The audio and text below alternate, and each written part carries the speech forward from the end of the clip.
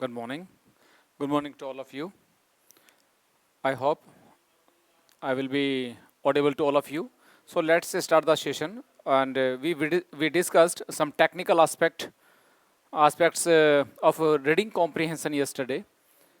और आज हम जो काम करेंगे उसका कुछ प्रैक्टिस सेशन डिस्कस करेंगे। देखिए मैंने आज क्या किया है कि जो भी आपको पैसेज आएगा रीडिंग कॉम्प्रिहेंशन के लिए, जो पैसेज आपके लिए सामने आएंगे, मैंने कोशिश की है कि जो थोड़ा सा डिफिकल्टी लेवल जिनका साउंड है, जिनमें टेक्निकल एस्पेक्ट इन्वॉल्व है, या मैं कहूँ कि जिनके अंदर पैसेज में कुछ ट्विस्टिंग है, चाहे वो क्वेश्चन पूछने के तरीके से हो, ठीक है, चाहे उसको स्टाइल के बेस पर हो, चाहे वो ग्रामेटिकल एस्पेक्ट्स पे हो, चाहे वो वोकैब के लेवल पर हो, ठीक है, चाहे वो इन्फ्रेंशनल हो, चाहे वो अज्यूमशन में हो, वो किसी भी ढंग से है, तो मेरी कोशिश ये रहेगी कि आज आपको कुछ डिफिकल्ट पैसेज डील कर देते हैं। देखिए आसान आसान पेपर जो हैं वो सब कर लेते हैं, आसान पैसेज को डिस्कस करना या डील करना that is not a big deal basically. Actually we need to understand whether I am capable to deal a difficult one और नॉट। अगर मैं डिफिकल्ट क्वेश्चन को डील करने की कैपेसिटी रखता हूं तो ये समझ लीजिए कि उससे नीचे के जितने भी पैसेज हैं वो मेरे लिए इजी हो जाएंगे। क्लियर है? मान लीजिए 1, 2, 3, 4 और 5, मान लीजिए 5 क्वेश्चन हैं, तो 5 के 5 डिफिकल्ट नहीं होते, 5 के 5 आसान भी नहीं होते। All of them neither are difficult nor easy one. इसका मतलब है इसमें से पर्टिकुलर एक या दो क्वेश्चन थोड़ा सा डिफिकल्ट होंगे, तो इन डिफिकल्ट को अगर हम हैंडल कर लेंगे तो उससे जो आसान वाले हैं, इजी वन वाले हैं, तो ये हमारे लिए बहुत आसान हो जाता है और ये आसान डील हो जाएगा तो हमारा स्कोर हाई होगा। तो सेम उसी ढंग से जितने भी आपके पैसेज हैं, तो ऑल पैसेज जो हैं, all passages are not easy one, simultaneously all passages are not difficult one, ये डिफिकल्ट भी नहीं होते हैं। तो हम इसमें आज क्या करेंगे, जो डिफिकल्ट है उनको हम डील करेंगे, उससे नीचे के सब आप आसानी से डील कर जाएंगे। तो एक दो कुछ मिसलेनियस चीजें हैं जो मैं आपको बता देता हूं, उसके बाद में फिर हम आगे इसको डील करना स्टार्ट करेंगे। जैसे अगर कोई क्वेश्चन फ्रेम किया गया है किसके आधार पर, वोकैब के आधार पर, अगर वोकैब के आधार पर कोई डील किया गया है, कोई क्वेश्चन या फ्रेम किया गया है, तब आपकी सिचुएशन क्या होगी। अगर वोकैब आपको आती है और पहले से आपने उस पर काम किया हुआ है, आपने आपकी वोकैब एनहेंसमेंट का मैकेनिज्म अपनाया हुआ है, you are reading the newspaper on daily basis and try to understand the words, ठीक है ना, इन द कंटेक्स्ट फॉर्म या उन कंटेक्चुअल मीनिंग में आप उनको समझने की कोशिश करें, तो ये आपका हो जाएगा। या तो ये आता है या फिर ये नहीं आता है। और मैंने बताया था कि वोकैब किससे में होता है, दैट इज कंटेक्स्ट फॉर्म। वो किसके फॉर्म में होगा, दैट इज कंटेक्चुअल, कंटेक्चुअलिटी के बेस पर होगा। ऐसे ही मान लीजिए कई बार वो आपसे पूछ लेता है फिगर्स ऑफ स्पीच। अगर उसने फिगर ऑफ स्पीच पूछी हुई है तो फिगर्स ऑफ स्पीच के क्वेश्चन भी या तो आपको आते हैं अगर आपने पढ़े हुए हैं, या आपको आते हैं तो आसानी से कर जाएंगे। ये मेटाफर है, ये सिमली है, ठीक है, हाइपरबोल है, ये ऑक्सीमोरन है, ये कैसा है, ये भी आपने, तो ये टेक्निकल है। और जनरली ये ऐसे जो क्वेश्चंस होते हैं तो ये कहाँ पर ज़्यादा यूज होते हैं, वो एसएससी में यूज हो जाएंगे, ठीक है, वो किस में यूज जाएंगे, वो बैंकिंग में, यानी कि ठीक बैंक पीओ वगैरह के जो एग्जाम है उसमें आपके लिए आ जाएंगे, ठीक है, ये जैसे आपके सीडीएस वगैरह हैं उसमें यूज हो जाएंगे।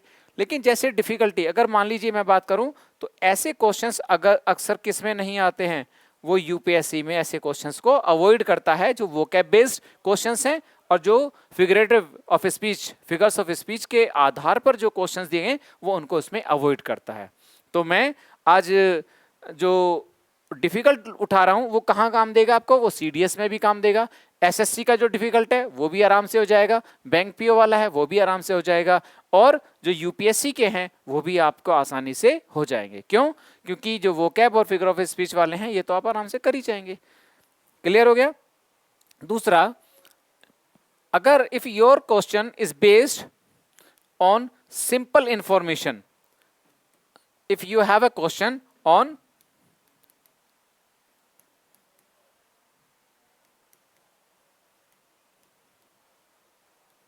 अगर वो सिंपल इंफॉर्मेशन पर है या फिर किसके ऊपर है, या वो केवल सिंपल फैक्ट्स के ऊपर है, जैसे मैंने बताया था आपको, मैंने आपको बताया था, आई टोल्ड यू कि योर क्वेश्चंस में be based on simple facts informations, जिसमें मैंने आपको बताया था क्या चीज होगा कि एग्जाम्पलरी होगा, या फिर आपका सब सपोर्टिंग और सपोर्टिंग आर्ग्यूमेंट होगा, या फिर आपका किस में होगा, थोड़ा डिफिकल्ट होगा तो किस में होगा, मेन आर्ग्यूमेंट से संबंधित होगा। इससे ऊपर जो भी जाएगा वो थोड़ा सा डिफिकल्ट होता है, और सभी में क्वेश्चंस बनने का फ्रेमिंग वही रहता है। तो चलते हैं, आज का पहला पैसेज आपके सामने है।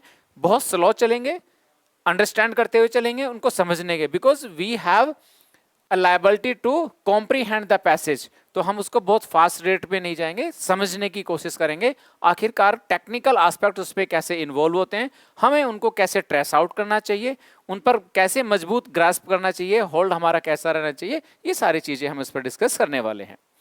तो आ जाइए next one, this one is your passage, clear. और इस पैसेज को हम पढ़ेंगे बहुत आराम आराम से, फिर हम देखेंगे इसमें हम कौन से। Now before going to this passage, I told you we may opt two mechanism और टू मेथड्स। फर्स्ट वन, इधर we can read the passage first और we can read the question first, ठीक है। ज्यादातर student, most of the students जो होते हैं वो कोशिश करते हैं कि वो पहले क्वेश्चंस को किसको कर लें, वो क्वेश्चंस को पढ़ लें, और उसके बाद में क्या करते हैं, ये बात सही है, बिकॉज क्वेश्चंस जो होते हैं they provide you clue, some clue to your mind. और अगर मान लीजिए क्लू है तो वो इंफॉर्मेशन जहां भी उसमें किसी भी क्वेश्चन में क्या चीज होता है, कुछ कीवर्ड्स होते हैं, क्या बोलते हैं हम इनको, या तो कीवर्ड्स कह लीजिए, या हम कह सकते हैं कि उनको की फ्रेजेस कह लीजिए। तो कीवर्ड्स या की फ्रेजेस हैं, उनको अगर हम अंडरलाइन कर लें, हाईलाइट कर लें, या अपने माइंड में हम बैठा लें, तो फिर उसका बेनिफिट क्या मिलता है कि यदि वो सेम कीवर्ड, ये इंफॉर्मेशन या वो फैक्ट हमें पैसेज में जहां भी मिलेगा, हमारे लिए आसान हो जाता है वहां से अंडरलाइन करके हैं। एक टेक्निक या एक मैकेनिज्म या एक मेथड ये भी होता है कि जिस क्वेश्चन को हम डील कर रहे हैं, क्वेश्चन को हमने पढ़ लिया, और कि without reading the whole passage we can underline to the same or to a particular section of the passage कि हाँ ये वाला है। मान लीजिए मैंने कहा कि the corporate driven, तो यहीं से पता पड़ा अगर corporate driven ही क्वेश्चन में लिखा गया है, तो अगर ये यहाँ लिखा हुआ है मैं उसी को पढ़ूंगा और उसके आसपास की कोई लाइन पढ़कर मैं उसको आंसर करने की कोशिश करूंगा। तो ये भी हम मैकेनिज्म अपनाते हैं। लेकिन जब आसान क्वेश्चन है तो ऐसी टेक्निक काम करती है, लेकिन अगर आसान क्वेश्चन नहीं है तब ये टेक्निक काम नहीं करेगी। क्लियर है। जनरली एग्जामिनर का पॉइंट ऑफ व्यू ये है कि वो चाहता है कि आप सारा पैसेज पढ़ें, ठीक है। You are suppose to whole passage and you are required और you need to reply after reading the whole passage, because you need to comprehend the whole passage. तो कॉम्प्रीहेंशन जो होगी वो फुल पैसेज की होगी। अब देख लेते हैं, कहता what stands in the way of wide spread and careful adoption of careful adoption of genetic modification technology, यानी कि जीएम टेक्नोलॉजी की बात कर रहा है। We stand in the way of wide spread, यानी कि काफी फैल गए, wide spread and intellectuality property rights, यानी कि आईपीआर।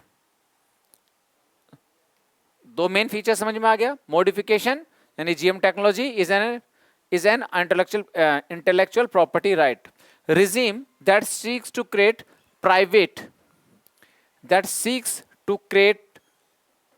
private monopoly, एक ये इम्पैक्ट आ गया।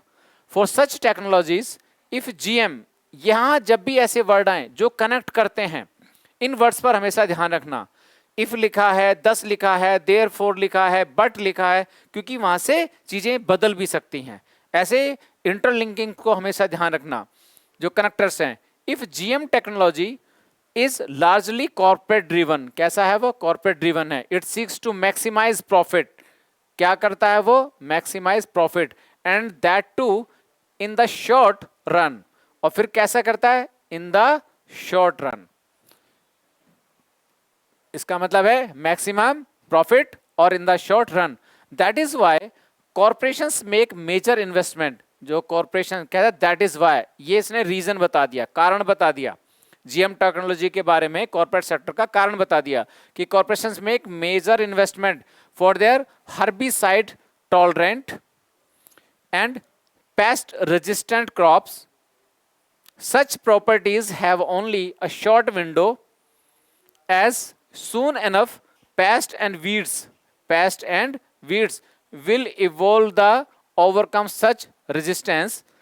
This suits the corporate. अब यहां पर देखते हैं, this suits the corporation. ये कॉर्पोरेशन को सूट करता है.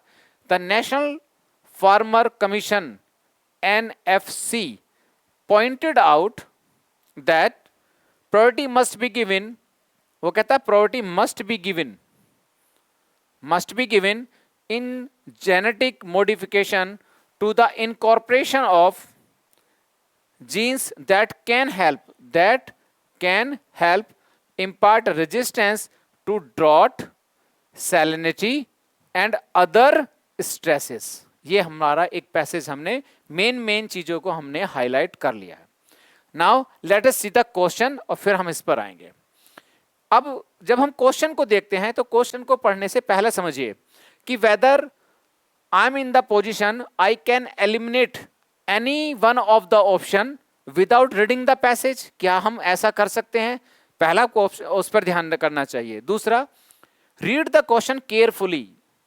ठीक है, अगर आपने क्वेश्चन को केयरफुली नहीं रीड किया है, नहीं पढ़ा है, अब उस स्थिति में क्या होगा कि आपके ऑप्शंस माइंड से स्लिप कर सकता है राइट आंसर और आपका रॉन्ग को आप टिक कर सकते हो. And this is called silly mistakes. You may commit silly mistakes if you haven't read the question carefully. जैसे which one of the following is the most logical. क्या पूछ रहा है वो आपसे? Most logical, most rational and most crucial message conveyed by the above passage. Conveyed by the above passage. Clear? Which one of the following is the most logical, rational and crucial message? जब हम कहते हैं crucial message, सबसे पहला समझिए, जितना भी हमारा ये पैसेज था, क्लियर, यानी कि अगर ये पैसेज है तो उससे जो मैसेज ड्रिवन होगा, क्या वो किसी particular part of the passage हो? क्या वो इतने पैसेज से वो मैसेज आ सकता है? क्या केवल इतने से आ सकता है? नहीं. It means the message comprises, ठीक है, टू द होल पैसेज. क्या this message is the outcome of this whole passage. इसका मतलब है कि वो चाहता है, एग्जामिनर चाहता है आपसे कि आप पूरे पैसेज को पढ़ें और पढ़ने के बाद फिर अपना थोड़ा सा जुडिशियसली दिमाग को अप्लाई करें, उसको एनालिसिस करें, एनालिटिकल वे में जब उसको थ्रेड आउट आप कर लें, ठीक, तब आप उसका मैसेज के बारे में सही. मैसेज क्या चीज है? मैसेज अगर देखे जाए तो इसका क्रक्स है. क्या चीज है उसका? क्रक्स. ठीक है, या हम कह सकते हैं वो क्या चीज है? उसका एसेंस है. क्या चीज है? उसका भाव है. इसका मतलब है ये क्वेश्चन ये भी हो सकता था कि what is the crux of the passage, ये हो सकता था what is the essence of the passage, और उसने पूछ लिया what is the message conveyed by the above passage. इसका मतलब है ही just change the form of making the question but the question is same. इसलिए ये मत सोच लेना, कभी कभी जो एस्पेरेंट है वो कंफ्यूज इस बात से हो जाता है, उसको लगता है कि मैंने तो एसेंस पढ़ा था, क्रक्स पढ़ा था, ये तो सर ने पढ़ाया नहीं और इसने मैसेज को पढ़ लिया. You need to apply your reasoning, you need to apply your logic, you need to apply your common sense. जो इस कॉमन सेंस की हम कल बात कर रहे थे, कभी कभी लैंग्वेज की कॉमन सेंस इंपॉर्टेंट होती है, इसलिए इस कॉमन सेंस को समझना है, तभी हम ऐसे क्वेश्चंस का आंसर ढंग से कर पाएंगे. क्लियर हो गया? चलिए अब समझते हैं इसको आगे से. थोड़ा सा एक एक ऑप्शंस को हम पढ़ेंगे, फिर हम पैसेज पर जाएंगे.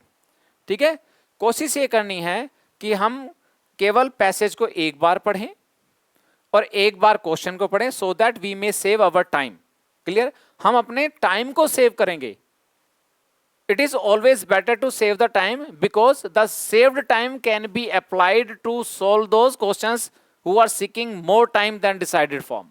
जो डिसाइडेड है, एलोकेटेड है, उससे ज्यादा की जरूरत है, तब हम इसको यूज कर सकते हैं। ठीक है, I hope that you got the essence. पहला, public research institutes should take the lead in GM technology. Public research institutes, अब देखा जाए तो पब्लिक रिसर्च इंस्टीट्यूट कहीं भी लिखा तो नहीं गया है, लेकिन वो कहता है कि public research institute should take, should सुझाव है, इसका मतलब है एक्सट्रीम नहीं है, ना तो डिनाई कर रहा है और ना ही कह रहा है कि इसको ही होना चाहिए, कि have to, has to, had to, ऐसी भी बात नहीं कर रहा है। शुड नॉट, ये भी नहीं बात कर रहा है। तो इसको थोड़ी देर के लिए ए को हम क्या रख लेते हैं, ए को हम होल्ड पे रख लेते हैं। दूसरा, developing countries should raise the issue in WA. पहली चीज, developing countries should raise the issue in WTO and ensure the abolition of IPR. First thing, nowhere in the passage developing countries is written or mentioned. Second चीज, should raise the issue in WTO, क्या वो कह रहा है कि WTO में raise, क्या WTO का कहीं मेंशन किया गया है? पूरे पैसेज में अगर हम देखें, देखिए इस पूरे पैसेज में कहीं भी नहीं लिखा गया है WTO के बारे में, और कहीं भी नहीं लिखा गया है किसके बारे में, डेवलपिंग कंट्रीज। तो डेवलपिंग कंट्रीज के बारे में नहीं लिखा गया है, और WTO के बारे में भी कहीं नहीं लिखा गया है। कहता है what stands in the way of the wide spread and careful adoption.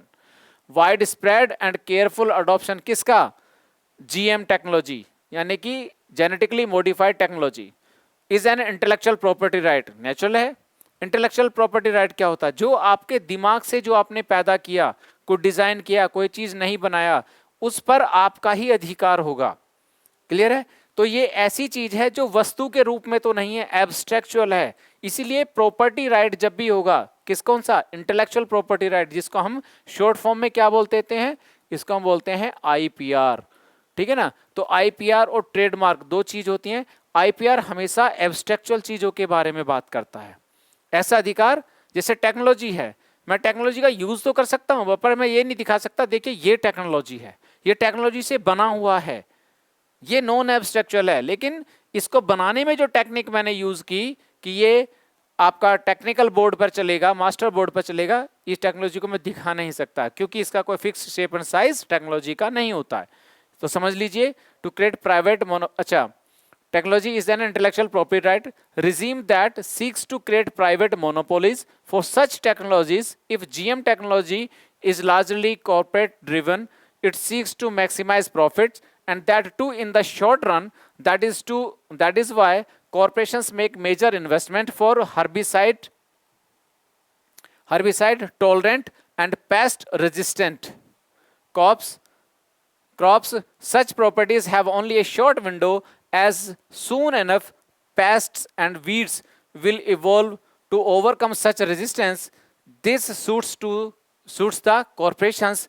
The National Farmers Commission pointed out that priority must be given in genetic modification to the incorporations of the genes that can be helped impart resistance to drought, salinity and other stresses. कहीं भी इसमें क्या चीज नहीं लिखा है, WTO के बारे में कोई बात नहीं है। उसके बाद में कहीं भी डेवलप्ड कंट्रीज के बारे में भी कोई बात नहीं है। इसका मतलब ये मेरा ऑप्शन नहीं हो सकता। इसमें एक चीज और समझना है, देखिए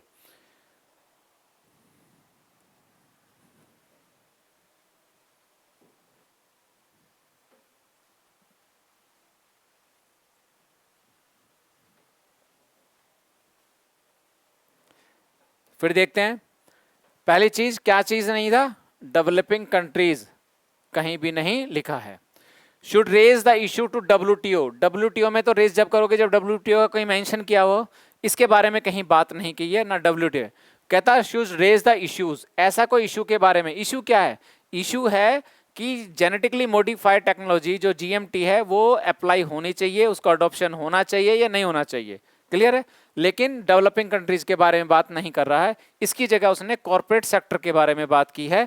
यानी कि ये नहीं है। दूसरा, WTA के बारे में बात नहीं है। तीसरा जो सबसे इंपॉर्टेंट है, अगर किसी भी ऑप्शन में कोई एक्सट्रीम ऑप्शन अपनाया गया है, ठीक है, जैसे ओनली, ठीक है, उसमें दे दिया गया ओनली, इसमें क्या दे दिया गया, to ensure the abolition of IPR।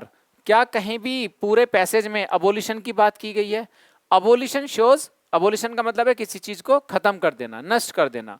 इसका मतलब है अबोलिशन शोज एक्सट्रीम।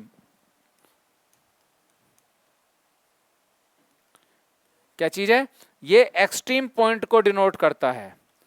और जिस भी ऑप्शन में एक्सट्रीम पॉइंट आ जाए, समझ लो वो ऑप्शन आपका 100% गलत है, सॉरी 90% गलत मान के चलिए, अनटिल अनलेस नेगेटिव पैसेज नहीं है। तो हमेशा एक बात का ध्यान रखना है, पहली चीज, what is the tone of the passage,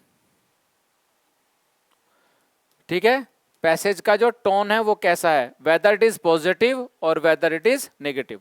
अगर टोन ही नेगेटिव है, ऑप्शंस भी नेगेटिव हैं, तब अबोलिशन जैसा कोई भी एक्सट्रीम वर्ड यूज किया जा सकता है। तो be conscious while you are reading the passage.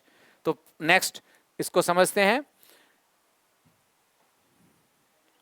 क्योंकि ये कहीं भी नहीं है, इसका मतलब मेरा आंसर बी तो नहीं हो सकता। ए को मैंने अभी स्टैंड बाई में रख लिया। कहता private corporation should not allowed, फिर वही आ गया, should not allowed to do agri business in India, particularly the seed business. वो कह रहा सीड बिजनेस में पर्टिकुलरली उनको इन्वॉल्व नहीं है, प्राइवेट कॉर्पोरेशन को। नोट आ गया, इसका मतलब क्या है, एक्सट्रीम। वो कहता है कि इनको इसमें आना ही नहीं चाहिए। क्लियर हो गया। जबकि नेशनल फार्मर कमीशन ने क्या कहा है कि GMT का यूज करना चाहिए, लेकिन जुडिशियसली यूज करना चाहिए, वो उसके विरोध में नहीं बात कर रहा है। तो private corporations should not be allowed, वो कहता है शुड नॉट बी अलाउड। ये किसको शो करता है, ये भी शो करता है किसका, एक्सट्रीम के बारे में। दूसरी चीज, डेवलपिंग कंट्रीज की जैसे हमने बात की थी, और रेज द इश्यू WTO है, ये कैसा है, ये आउट ऑफ कॉन्टेक्स्ट है। कैसा है ये, आउट ऑफ कॉन्टेक्स्ट, इसका पैसेज में कहीं जिक्र नहीं है। तो ये आउट ऑफ कॉन्टेक्स्ट के ग्राउंड पर भी कट गया। और दूसरी चीज है कि ये अबोलिशन की बात करता है, यानी कि ये एक्सट्रीमिज्म की बात करता है। दोनों ग्राउंड पर ये मेरा ऑप्शन कट गया। ऐसे ही private corporation should not allowed, should not be allowed, ये अलाउ मना कर रहा है, ये भी एक्सट्रीम की तरफ जा रहा है। इसका मतलब है सी भी मेरा ऑप्शन नहीं हो सकता। नेक्स्ट देखते हैं, कहता है प्रेजेंट इंडियन सर्कमस्टेंसेस। एक एक वर्ड को देखते हैं। Present Indian circumstance do not favour, do not नहीं करते हैं, ये भी एक्सट्रीमिज्म की तरफ जा रहा है। ठीक है, कि do not favour the cultivation of genetically modified crops, ये बात गलत है। क्यों गलत है उसको देखिए।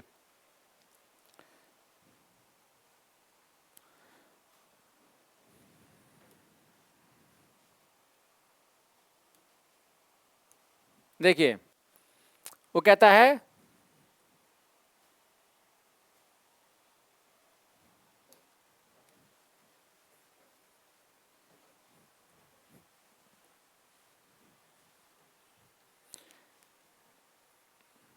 थोड़ा सा स्पेस बना लेते हैं ताकि इसको समझने में आसानी रहे।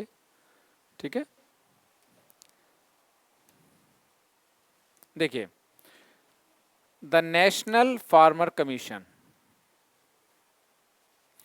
pointed out that priority must be given, क्या यूज कर रहा है, priority must be given, priority दी जानी चाहिए जेनेटिक मॉडिफिकेशन, ठीक है, to the incorporation of genes that can help impart resistance to the drought, salinity and other stresses। वो कह रहा है कि GMT पर स्ट्रेस किया जाना चाहिए, GMT को मॉडिफिकेशन को प्रायोरिटी दी जानी चाहिए। और क्वेश्चन क्या कह रहा है, और क्वेश्चन क्या कह रहा है, क्वेश्चन कह रहा है कि present Indian circumstances do not favour the cultivation of genetically modification. अगर जेनेटिकली मॉडिफिकेशन का ये उसको फेवर नहीं कर रहा होता तो एनएफसी यानी कि नेशनल फार्मर कमीशन जो है वो ये क्यों कहता कि जेनेटिकली मॉडिफाइड क्रॉप्स को हमें प्रायोरिटी देनी चाहिए। एनएफसी तो प्रायोरिटी की बात कर रहा है। एनएफसी चाहता है, नेशनल फार्मर कमीशन चाहता है कि उनको प्रायोरिटी दी जानी चाहिए। क्लियर हो गया?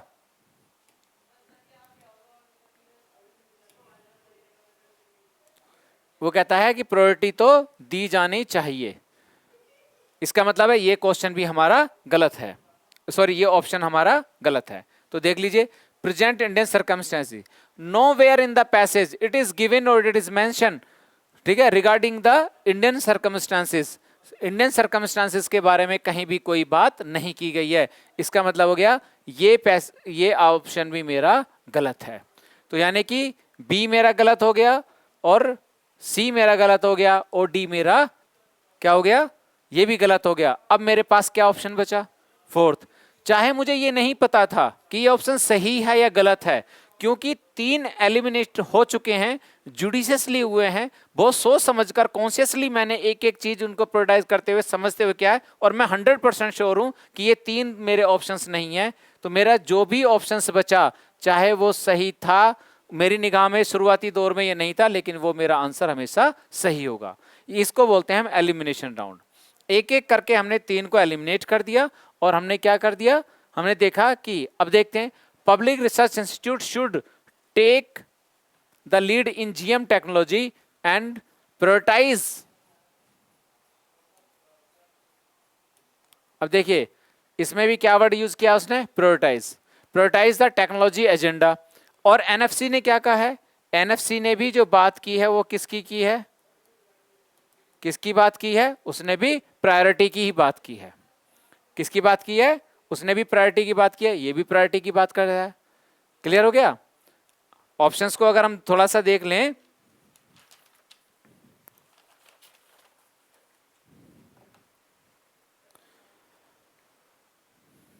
क्लियर, वो कहता public research institution should take the lead. उसने ये क्यों कहा कि पब्लिक रिसर्च इंस्टीट्यूट्स को लीड करना चाहिए, उसका रीजन पैसेज के अंदर दिया गया है। उसका जो रीजन है वो पैसेज के अंदर ही दिया गया है। क्यों ऑप्शंस में दिया गया है कि why examiner has formed in such a way the question, कि पब्लिक रिसर्च इंस्टीट्यूट जो है इसको ही they should take lead in the GM technology and prioritize the technology, ठीक है ना, एजेंडा। क्यों कहा गया है, देखते हैं इसका answer.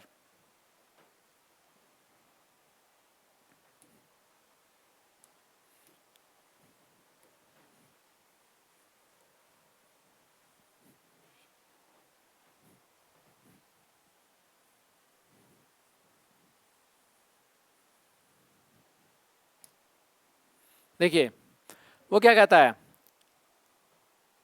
Right regime that seeks to create private, ठीक है, private monopolies for such technology. वो कहता है जीएम पर जो प्राइवेट सेक्टर है जीएम टेक्नोलॉजी पर वो मोनोपोली की बात करता है। किसकी बात करता है, मोनोपोली की। क्लियर हो गया? अब क्वेश्चन को देखिए, क्वेश्चन में क्या कहता है, पब्लिक रिसर्च इंस्टीट्यूट।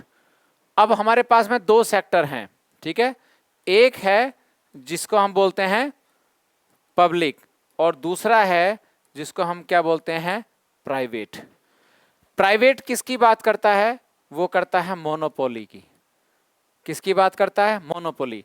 अगर जीएम टेक्नोलॉजी पर जीएमटी पर मोनोपोली हो जाएगी तो फिर ये क्या करेंगे, ये मैक्सिमम प्रॉफिट, इसकी एक सेकंड समस्या क्या चीज है, ये मैक्सिमम प्रॉफिट की बात करता है। किसकी बात करता है, मैक्सिमम प्रॉफिट की, ठीक है। तीसरी जो चीज है वो ये है कि ये शॉर्ट टर्म की बात करता है। किसकी बात करता है, शॉर्ट टर्म या शॉर्ट रन की। 3 चीज हैं। शॉर्ट टर्म के लिए कोई चीज इन्वेस्टमेंट होगी, अगर ह्यूज इन्वेस्टमेंट शॉर्ट टर्म के लिए किया तो उससे कोई भी सोशल वेलफेयर नहीं होना, उससे कोई बेनिफिट नहीं होने वाला। दूसरी चीज मोनोपोली हो जाएगी और मैक्सिमम प्रॉफिट। जब मोनोपोली हो जाएगी तो क्या होगा कि कुछ समय बाद ये अपने मनमाने तरीके से मनमाने रेट पर उस चीज को बेचेंगे। क्लियर हो गया? इसीलिए उसने कहा पब्लिक रिसर्च इंस्टीट्यूट होना चाहिए। पब्लिक का मतलब क्या चीज है? गवर्नमेंट। पब्लिक के लिए हमारे देश में क्या चीज है? पब्लिक किसको वोट करती है? यानी कि उससे कोई गवर्नमेंट बनती है, तो गवर्नमेंट का रिप्रेजेंटेशन या पब्लिक का रिप्रेजेंटेशन कौन है? गवर्नमेंट। इसीलिए कहता है कि पब्लिक रिसर्च इंस्टीट्यूट होना चाहिए और उनको प्रायोरिटाइज करना चाहिए टेक्नोलॉजी को, ना कि प्राइवेट सेक्टर को।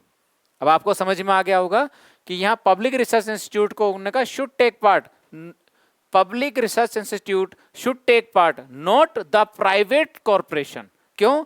बिकॉज द प्राइवेट कॉर्पोरेशन किसकी बात करता है? It talks about the short run of the business, ठीक है, monopoly over the GMT, and तीसरा द मैक्सिमम प्रॉफिट। जबकि गवर्नमेंट क्या करेगी? गवर्नमेंट का जो पर्पस होता है वो होता है सोशल वेलफेयर। क्या होता है? Social welfare. आपने देखा होगा कि जैसे तेल यानी कि ऑयल के या गैस के रेट बढ़ जाते हैं तो गवर्नमेंट क्या करने लगती है? सब्सिडी देने लगती है, ठीक है, ताकि क्यों? क्योंकि सोशल वेलफेयर है। क्या ये प्राइवेट सेक्टर सब्सिडी देगा? नहीं, वो तो मोनोपोली होने से मैक्सिमम प्रॉफिट की तरफ जाएगा। जबकि गवर्नमेंट का पर्पस कहीं भी क्या नहीं होता? गवर्नमेंट का पर्पस कहीं भी प्रॉफिट कमाना नहीं होता, बल्कि सोशल वेलफेयर स्कीम के थ्रू जनता को मैक्सिमम लाभ पहुंचाने का काम उसका होता है। तो ये आपको क्वेश्चन समझ में आ गया होगा। इसी पैसेज में कुछ वर्ड्स हैं, अगर हम उन वर्ड को भी देख लें कि जो डिफिकल्ट वर्ड आए हैं, जैसे आप जानते हैं वाइड स्प्रेड तो यानी फैलना, केयरफुल अडॉप्शन किसी चीज को अपनाना, जेनेटिक मॉडिफाइड टेक्नोलॉजी ये आप जानते हैं, आईपीआर इंटेलेक्चुअल प्रॉपर्टी राइट ये हम जानते हैं, ठीक है। मोनोपोली का मतलब होता है किसी चीज का एकाधिकार। क्या मतलब है इसका? एकाधिकार, ठीक है, दैट इज कॉल्ड एकाधिकार। GM technology largely corporate driven, और ये जो प्राइवेट मोनोपोली है वो कैसा है? लार्जली कॉर्पोरेट ड्रिवन है, इसमें कॉर्पोरेट सेक्टर काम करता है, ठीक है। सीकर्स द मैक्सिमम प्रॉफिट जिसकी मैं बात कर रहा था, तो इसमें मोनोपोली और मैक्सिमम प्रॉफिट, ठीक है, that is to short run, that is why corporations make major investment in herbicide. Herbicide का मतलब होता है, समझिए, खरपतवार।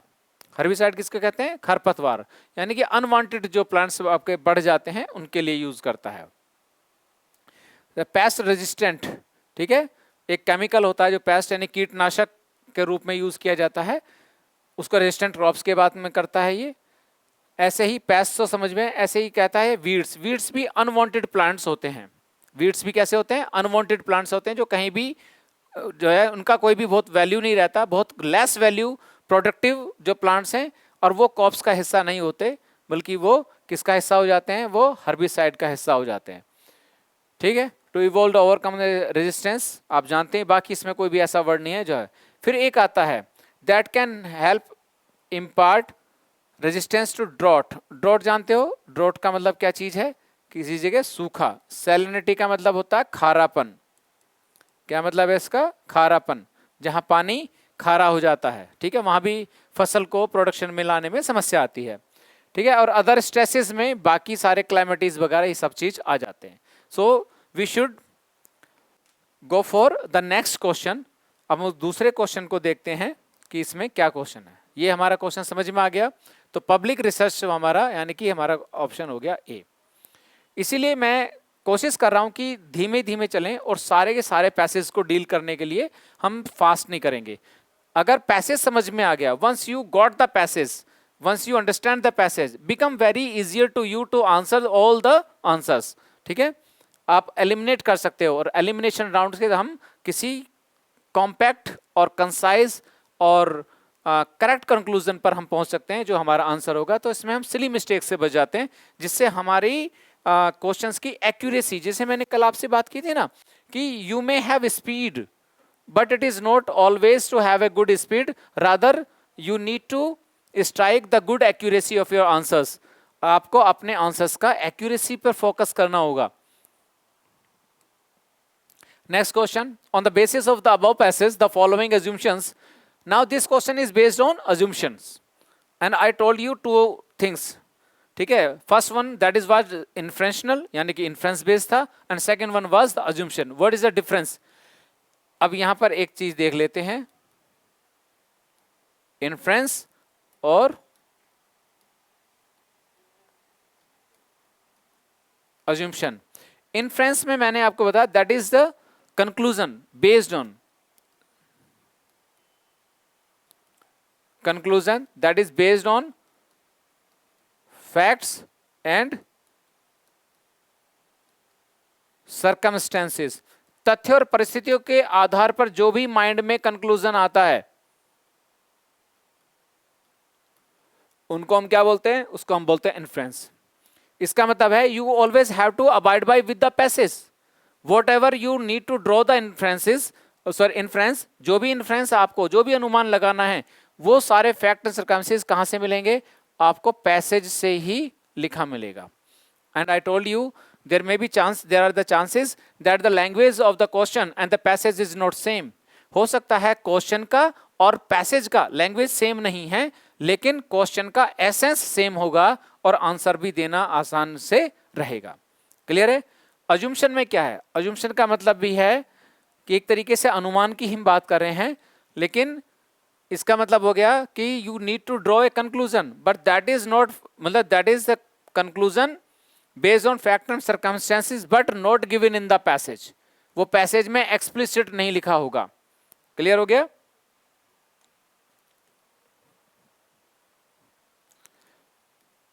इन्फ्रेंस में क्या चीज है? एक्सप्लिसिट्स आपके फैक्ट्स और सर्कमस्टेंसेस दिए होंगे. अज्यूमशन में भी आपको क्या करना है? कंक्लूजन होगा. कंक्लूजन तो उसमें भी आप निकालेंगे, लेकिन कैसा होगा? वो इम्प्लिसिट होगा. कैसा होगा? इम्प्लिसिट होगा. जैसे मैंने आपको एग्जांपल दिया था, suppose you have been invited by someone, ठीक है, फॉर ए बर्थडे पार्टी. तो there are two assumptions can be drawn that you will get a cake. ठीक है, आपको क्या मिलेगा? वहां पर एक केक मिलेगा. And you are suppose to give a gift, यानी कि एक gift. Although both the words या both the terminology were not used in invitation. उसमें नहीं लिखा गया था कि आप आएंगे तो आपको केक मिलेगा, और ये भी नहीं लिखा गया तो अगर आना है तो गिफ्ट लेकर आना होगा.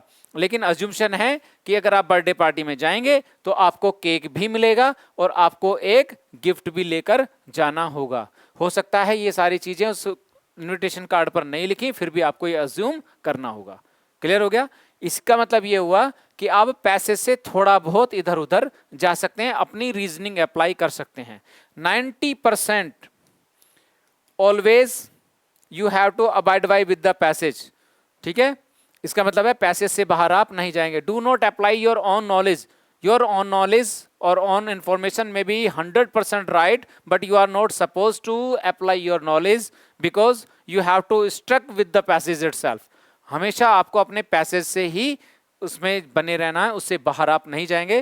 ये पैसेज आपको अलाउ नहीं करता. ठीक है, now read the passage carefully and try to answer the question.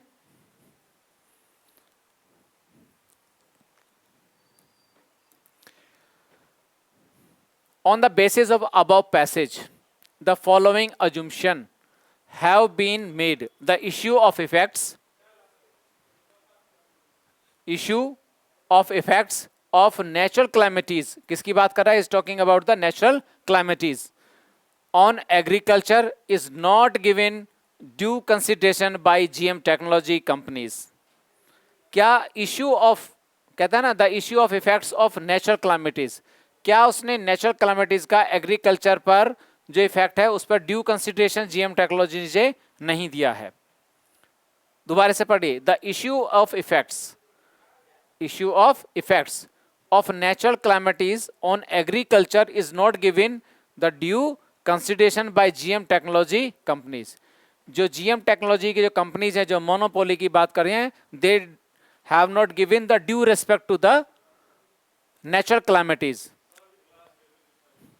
Natural calamities.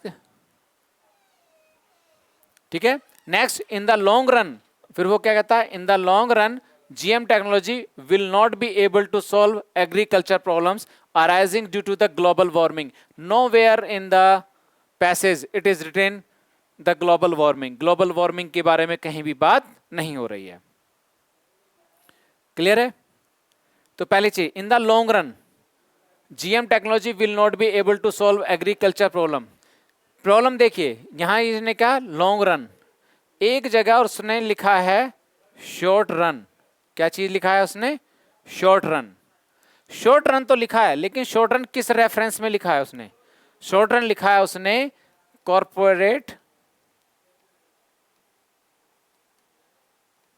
जो सेक्टर है, ठीक, उसके इन्वेस्टमेंट पर.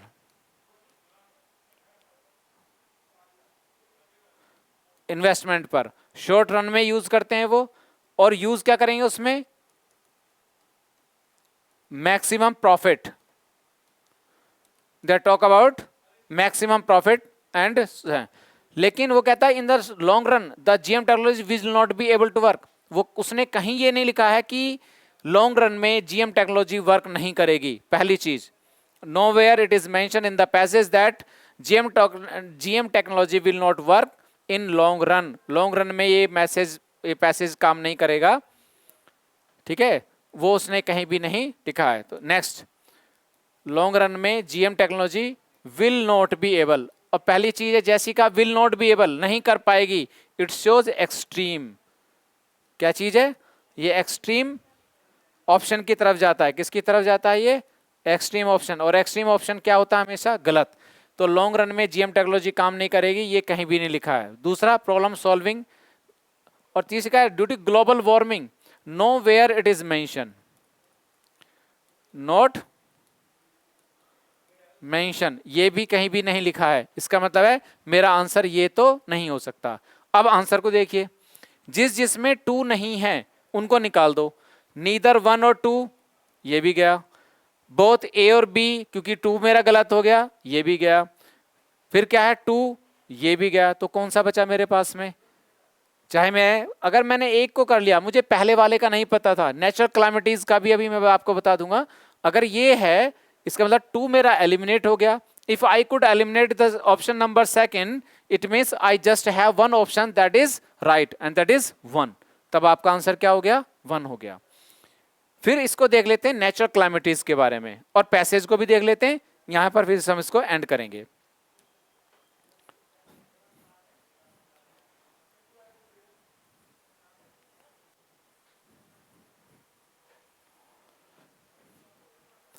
उसने क्या कहा क्वेश्चन में? क्वेश्चन में उसने कहा अज्यूम्शन. किसकी बात कर रहा है वो? अज्यूम्शन.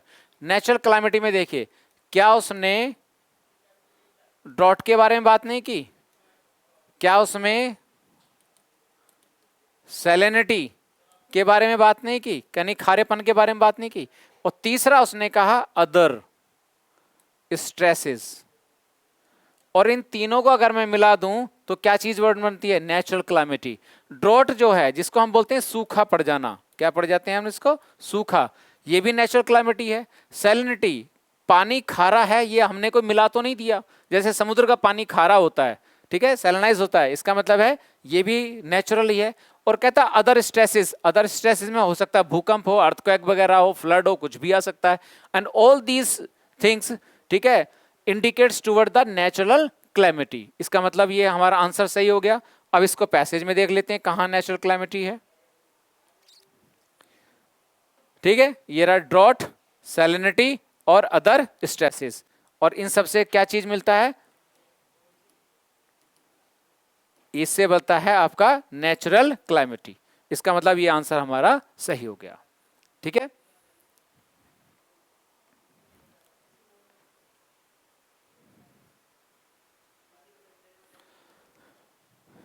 नेक्स्ट.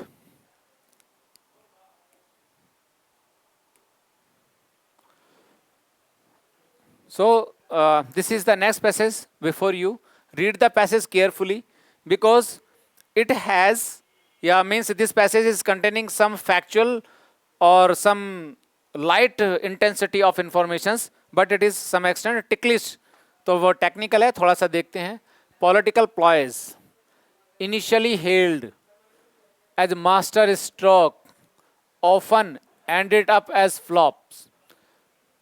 ठीक है, वो कहता है कि the RS 60,000 crore farm loan waiver announced in the budget writes off the 100% of the overdue of small and marginal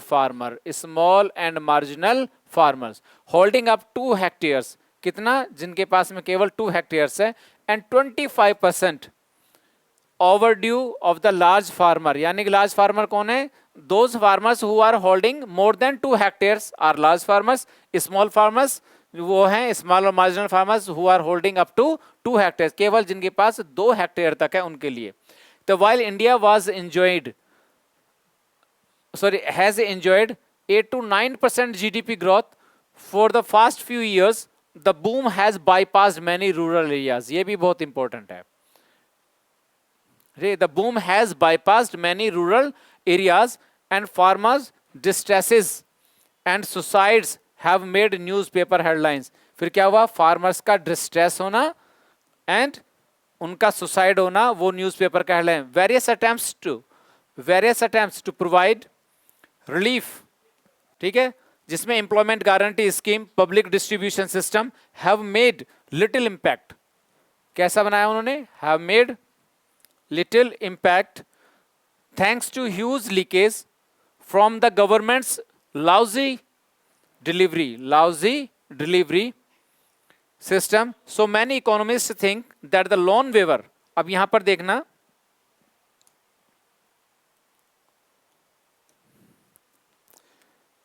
many economists thinks that the loan waiver is a worthwhile alternative to provide relief. ठीक है. Political प्लॉयज का मतलब क्या है? प्लॉयज का मतलब यहां पर किसी चीज का तरीका. क्या चीज है? किसी चीज का तरीका, टेक्निक, मेथड. युक्ति, तिकड़म तरीका, या क्या कहते हैं इसको? कहते हैं ना तिकड़म, यानी कि किसी चीज की चाल उस ढंग से. कहता है पॉलिटिकल प्लॉयज इनिशियली हेल्ड, ऐसे वो सारे राजनीतिक तरीके या तिकड़म शुरू में जिनको बहुत हेल्ड किया गया था. हेल्ड का मतलब क्या चीज है? प्रेज किया गया था. क्या मतलब है इसका? प्रेज. जिनको शुरू में बड़ी प्रशंसा की गए थे, जो इनको मास्टर स्ट्रोक बताया गया था, often ended up as flop, लेकिन वो सारे के सारे क्या हुए? ज्यादातर फेल हो गए. The RSS 60,000 crore farm loan waivers announced in the budget writes off 100% of the overdue of small and marginal farmers. वो कहता है 60,000 करोड़ रुपए, 60,000 करोड़ लोन वेव कर दिया. बजट में अनाउंस कर दिया गया है कि 60,000 करोड़ का लोन उनका 100% उन लोगों का माफ कर दिया गया जिनके पास में 2 एकड़ से कम की जमीन थी. समझ लीजिए, 60,000 करोड़ में कौन कौन है? 100% तो वो फार्मर्स हैं, those who are holding up to 2 hectare, जिनके पास केवल 2 हेक्टेयर जमीन है, उनको तो उन्होंने ले लिया 60,000 करोड़ में, 100% उनका लोन वेव कर दिया. और उन्होंने क्या किया? 25% उन फार्मर्स का कर दिया जो लार्ज फार्मर थे, यानी कि those who were holding more than 2 acres, जिनके पास में 2 हेक्टेयर से जिन पे ज्यादा जमीन थी, उनको उन्होंने वेव कर दिया. कहता वाइल, जब, जिस समय पर,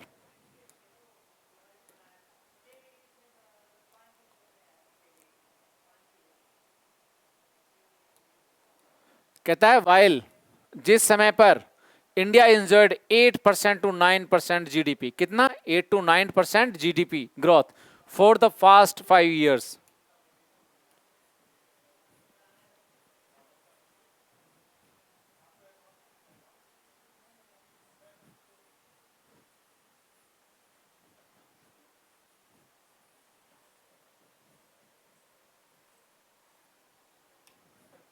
कहता है while India has enjoyed 8 to 9% GDP growth for the past few years. जब कुछ पिछले समय में जब इंडिया ने 8 से 9% GDP, 8 से 9% GDP एंजॉय की थी ना,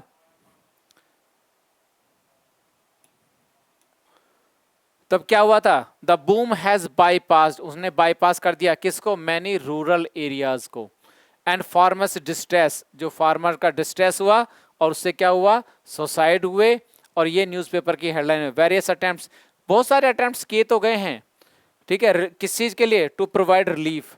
और रिलीफ में क्या चीज है, जैसे एम्प्लॉयमेंट गारंटी स्कीम, जिस चीज को मनरेगा के नाम से जानते हैं, ठीक है, पब्लिक डिस्ट्रीब्यूशन, ये पीडीएस स्कीम जिसमें डायरेक्ट लोगों को दे दिया जाता है, पीडीएस स्कीम, ठीक है, हैव मेड लिटिल इम्पैक्ट, लेकिन इनसे क्या मिला, उनसे ज्यादा इम्पैक्ट नहीं मिला, लिटिल इम्पैक्ट मिला, थैंक्स टू ह्यूज लीकेज। वो बात अलग है कि ह्यूज लीकेज, इन लीकेज की वजह से थोड़ा सा लोगों को बेनिफिट मिल गया, from the government lousy delivery, क्योंकि इससे क्या था, लाउजी का मतलब क्या होता है, ढीला रवैया, लाउजी यानी कि घटिया कह सकते हो, लाउजी का मतलब क्या चीज है अगर समझना हो तो, घटिया डिलीवरी सिस्टम की वजह से। सो मैनी इकोनॉमिस्ट, और वो कहता है जो मैनी इकोनॉमिस्ट हैं वो सोचते हैं कि जो लोन वेवर है वो वर्थ वाइल अल्टरनेटिव है रिलीफ पहुंचाने के लिए, समझ लीजिए।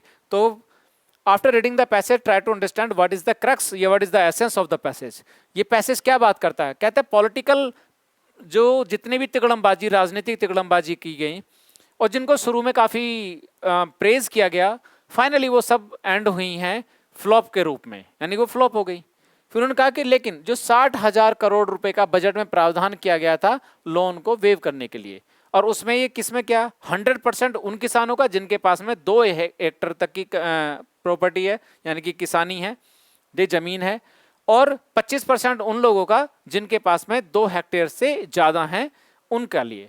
अब वो कहता है कि बाकी तो सारे जितने भी मास्टर स्ट्रोक्स थे they end up as a flop, लेकिन वो कहते हैं कि एक चीज ऐसी थी, और वो क्या चीज थी, लोन वेविंग, इसने वाकई रिलीफ प्रोवाइड कराया किसानों के लिए, ये पैसेज कहना चाहता है, ठीक है। Now let's switch to the question, क्या why do economist feel, why do economist feel that the loan waiver will benefit farmers in distress, क्यों होगा, it will improve the standard of living, क्या कहीं भी स्टैंडर्ड ऑफ लिविंग की बात की गई है, नहीं, डिस्ट्रेस और सुसाइड की बात की गई है, कहीं भी लिविंग ऑफ स्टैंडर्ड की बात नहीं की गई है। लेकिन फिर भी हम इसको अभी होल्ड पर रखते हैं क्योंकि हो सकता है ये एक्सप्लिसिट ना हो, इम्प्लिसिट हो जाए, ठीक है। The farmers who can afford to repay, who can afford to repay their loan, कहीं रीपे की बात की गई है कि वो उस लोन को वापस करेंगे, वो उसके बारे में कोई बात नहीं कर repay, but are exempted, repay their loan but are exempted, कहता है it will improve the standard of living of those farmers who can afford to repay, कह रहा उनका लिविंग स्टैंडर्ड की बात कर रहा है जो रीपे कर सकते हैं, लेकिन उनको तो उन्होंने छोड़ दिया गया। दूसरा कहता है other government relief measures have proved ineffective, have proved किसकी बात कर रहा है वो, have proved,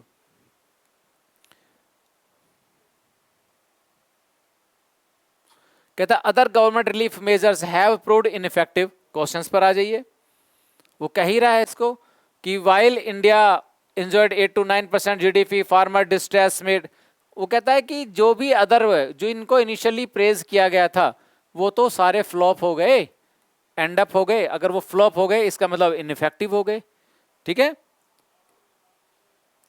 suicide rates of farmers have declined, कहीं भी पैसेज में ये नहीं लिखा गया है कि सुसाइड रेट डिक्लाइन हुआ, ना तो डायरेक्टली और ना ही इनडायरेक्टली, ना ही एक्सप्लिसिट और ना ही इम्प्लिसिट, यानी सुसाइड रेट की वो बात नहीं करता, इसका मतलब ये मेरा ऑप्शन नहीं है। Have declined after the announcement of the waiver, nowhere in the passage it is mentioned that after the announcement of waiving of the loan the suicide rate of the farmers has been declined, ये इसके बारे में बात नहीं करता। कहता farmers will be motivated to increase the size of the family, nowhere in the passage it is also written the size of the family holding, not the individuals holding, कहीं लिखा गया है कि वो अपना फैमिली का साइज बढ़ाएंगे, holding का यानी जितनी जमीन वो उनके पास है क्या उससे ज्यादा जमीन के लिए मोटिवेट हो जाएंगे क्योंकि लोन वेव हो रहा है। मान लीजिए चाहे वो 100% ही कितने के लिए, 2 एकड़ के लिए, तो क्या इसके लिए वो नया जमीन खरीद लेंगे कई लाख रुपए लगाकर क्योंकि उनको कुछ कुछ 100 रुपए, कुछ 1000 रुपए का या कुछ लाख रुपए का उसको बेनिफिट होने वाला है, केवल इसलिए तो प्रॉपर्टी नहीं खरीद लेगा। इसका मतलब है ये भी मेरा ऑप्शन नहीं है। समझ में आया?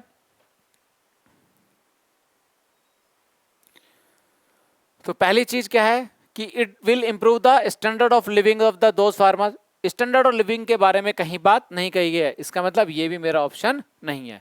अब क्या बचा था?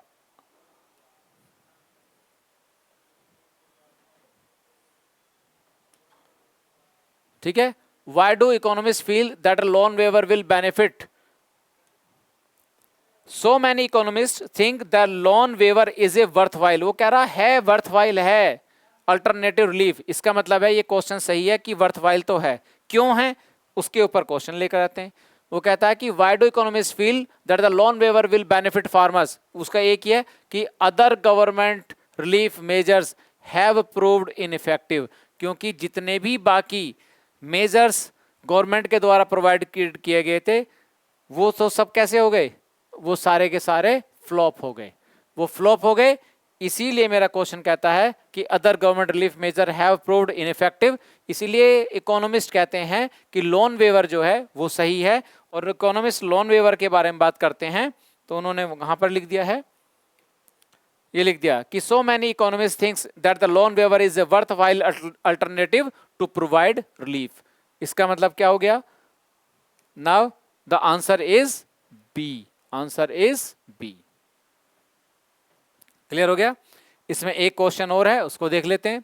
What is the author's view? देखिए जहां भी ये आता है कि authors view, it means this question is based on the main argument of the passage. जब मेन आर्ग्यूमेंट पूछा जाए, ऑथर्स व्यू पूछा जाए, क्रक्स पूछा जाए, एसेंस पूछा जाए, ये सारे के सारे किससे हैं? ये एमए से, यानी मेन आर्ग्यूमेंट से रिलेटेड होते हैं। ऑफ द लोन वेवर क्या है उसके पीछे लॉजिक? कहता है it will have an adverse psychological impact on those who can not avail of the waiver. Basically, loan waiving scheme is to give the benefits to those who are holding only the property or या holding of 2 acres, जिनके पास 2 एकड़ तक की है, उनको benefit कर लिए। क्यों? Because they want to save the farmer. वो फार्मर को कहाँ कहाँ से सेव करना चाहते हैं? एक तो सुसाइड से और एक डिस्ट्रेस से। वो इनसे सेव करना चाहते हैं फार्मर्स को। इसका मतलब है ये कोई साइकोलॉजिकल एडवर्स इफेक्ट डालेगा, ये ऑप्शन नहीं है। Clear? It is a justified measure in view of the high suicide rate among landless labours. अब देखिए यहां पर कहीं भी पैसेज के अंदर अगर मैं बात करूं तो क्या कहीं भी लैंडलेस लेबर्स की बात हुई है? नहीं। यानी कि शॉर्ट जो मार्जिनल फार्मर्स हैं उनकी बात हो रही है। यानी कि फार्मर की 2 कैटेगरी हैं, एक वो जिनके पास में 2 एकड़ तक की जमीन है और एक वो जिसमें 2 एकड़ से प्लस की जमीन है, जिनके पास ज्यादा जमीन है। क्लियर? ये 2 की बात करता, लेबर्स की बात तो कहीं भी नहीं की गई है। तो इसका मतलब B is not my option. It makes sound economic and political sense in the existing scenario. It makes sound economic and political sense. Political sense, economic तो समझ में आता है, पॉलिटिकल भी थोड़ी देर के लिए। इस ऑप्शन को अभी हम होल्ड पर रख लेते हैं और इसको फिर लास्ट में दें। It will ensure that the benefits of India's high GDP are felt by the rural poor. It will ensure that the benefit of the high GDP are felt by the rural। और यहां इसको देखें, it makes sound economic and political science, ये question नहीं है क्योंकि economic sense और political sense के बारे में कहीं भी बात नहीं की गई है। तो that is not my answer. अब चाहे मुझे 4th वन मेरा कंफर्म नहीं था, despite that I could come to the conclusion that the answer D is right for me, लेकिन फिर भी देख लेते हैं, इसको वेरीफाई कर लेते हैं एक बार।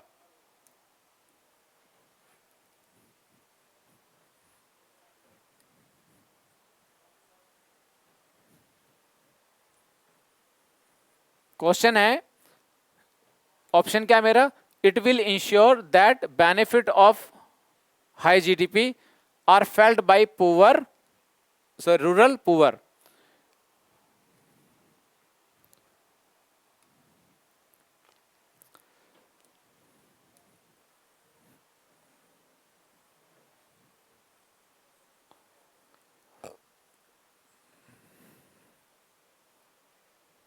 देखिए क्या कहता है, while India has enjoyed 8 to 9% GDP growth for the past year, the boom has bypassed. किसने bypass किया? Many rural areas and farmers distress and societies have made newspaper. जब रूरल एरियाज को क्या कर दिया गया? बाईपास कर दिया गया। इस बाईपास से बचने के लिए ओनली एक मैकेनिज्म था, और वो क्या था? वो था आपका लॉन वेविंग करना। ठीक है, लॉन वेवर। लॉन वेवर 100% तो उनके लिए जिनके पास में 2 एकड़ था, और 25% उनके लिए जिनके पास में 2 एकड़ से ज्यादा था, प्लस था जमीन। क्लियर हो गया? इसका मतलब है कि this is the only mechanism, only method, only scheme which can provide the help to the farmers who are holding up to 2 acres और मोर देन 2 एकर्स, उनके लिए। इसका मतलब हो गया कि ये जो चीज है कि the boom has bypassed many rural areas and farmer distresses, many rural areas को कहता है it will ensure that the benefit of India's high GDP are felt by the rural areas. तो रूरल एरियाज को किससे benefit मिला? Loan waiver से, loan waiving. Clear हो गया? इसका मतलब है मेरा आंसर क्या चीज हो गया? My answer is D. Clear है? तो आज हमने 2 पैसेज बहुत डिटेल में करने की कोशिश की है। पहले ही मैंने आपको बता दिया गया था कि पैसेज सम एक्सटेंट डिफिकल्ट होंगे, इसमें कुछ कुछ वर्ड्स भी थोड़े से डिफिकल्ट हो सकते हैं आपके लिए, ठीक है, जबकि बहुत ज़्यादा डिफिकल्ट भी हैं, लेकिन ये इतने आसान नहीं थे कि एकदम सीधी सीधी इंफॉर्मेशन मिल जाए। इनके जो ऑप्शंस हैं वो बहुत ही क्लोजली निट हैं, या क्लोजली उनको ऑप्शंस प्रोवाइड करे गए हैं ताकि आप कंफ्यूज हों। क्लियर है? इसीलिए ऐसे क्वेश्चंस को डील करने हुए थोड़ा सा पैसेज को आपको अच्छे ढंग से पढ़ना पड़ेगा। ठीक है, मुझे उम्मीद है कि आज के पैसेज के डीलिंग से आपको काफ़ी हेल्प मिलेगी, आप बड़े लाभान्वित होंगे, और आपके सुंदर भविष्य की कामना के साथ में आज का सेशन हम यहीं एंड करते हैं। और यदि ये वीडियो आपको पसंद आई है तो प्लीज़ लाइक एंड सब्सक्राइब। ठीक है, it gives a great motivation to us to provide you better understanding of all these things, और हम आगे भी आपके ऐसी चीज़ें लाते रहेंगे। थैंक यू, धन्यवाद।